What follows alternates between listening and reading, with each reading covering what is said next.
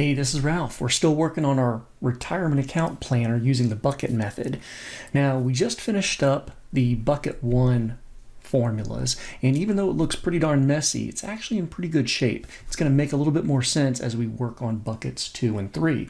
But as a reminder, in the previous video, we created this bucket 1 profile so that we are drawing an amount every year, a growing amount every year based on inflation. And that starting amount of $19,000, that was derived from our annual cost of living minus some other sources of income, leaving that $19,000 remaining needed to get drawn from our retirement funds. Okay, so that's bucket 1, which is our cash account, short-term savings, that kind of thing. Now for bucket number 2. Now, and let's see, I guess we can do this here. Now I'm going to put in a draw of 0, even though we're ultimately going to change that out to an if function, because we're going to draw every couple of years from bucket 2 to replenish bucket 1. And for the replenish amount, replenish amount's going to be pretty easy. That's going to be equal to the draw amount of bucket 3. And I can take that one and double click that fill handle. Nope, can't do that yet because I don't have any values in that other column. I'll just drag that down. So replenish is zeros for now because all of the bucket 3 draws are 0 for now. Great. All right, let's focus our attention on the balance. Now, the year 0 balance, remember year 0 is the year before retirement starts. So the year 0 balance is going to be equivalent to our bucket 2 account value over there, which is in my cell B13. Doesn't need to be absolute. Okay, so what's going to happen in year 1, the first year of retirement? Well, that's going to be equal to our previous year's balance plus our previous year's balance times our expected return for bucket 2, which is just a little 5%. You know, probably some dividend funds, maybe some very conservative stock bond funds, things like that, income account.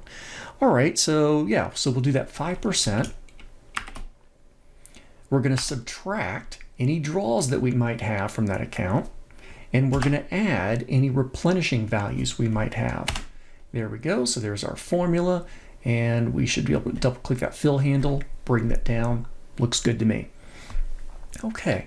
Now let's look at the draws for a moment. Now our draws are going to sometimes be 0, but there's sometimes going to be some amount. Basically, whenever my bucket 1 balance, my cash checking account balance gets too low, I want to replenish it from my bucket 2 account. So let's see what that might look like. Now I'm going to work in the year 1 of retirement. Equals if, and let's look at this. If my previous year's cash balance, so there we go, if the previous year's cash balance is less than my bucket 1 cash starting balance of 38, I'm going to make that absolute. So if my balance ever dips below this other balance, well, if that's the case, well, then I'm going to replenish it by adding in that cash 1 amount. And I guess I can do that as absolute as well. If it's not a big deal, then I don't need to draw from my bucket 2, so it can just be a 0. So there's an if function, pretty simple one. If my previous year's checking balance ever dips below that 38 grand, that desired balance, well, then I'm going to replenish it. Okay, now that wasn't the true case there, but however, if I autofill this all the way down, we are going to start to see that every so often we're going to need to replenish that amount.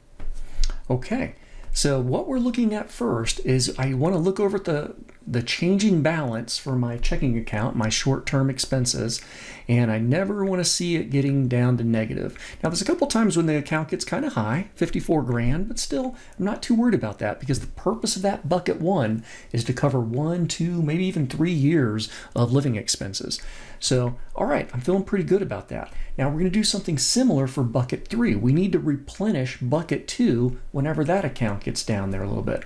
So I'm looking over on the far right over to my bucket 3, and for now I'll just go ahead and do a draw of 0, and we'll be changing that to an if function again, but I'll start off with a 0. That's pretty easy to do.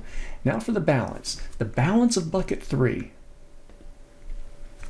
that's going to be equal to, the first one is going to be equal to my starting balance There we go. And now we get to year 1, our first year of retirement, and that's going to be equal to our previous year's balance plus, you've seen this formula before,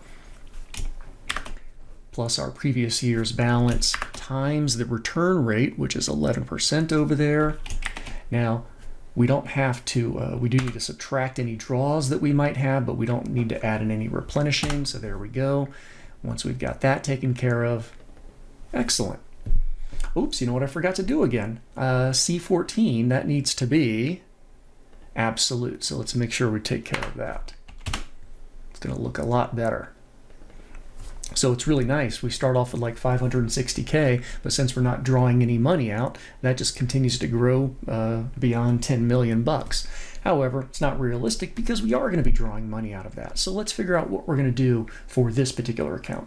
And it's actually going to be kind of familiar to you.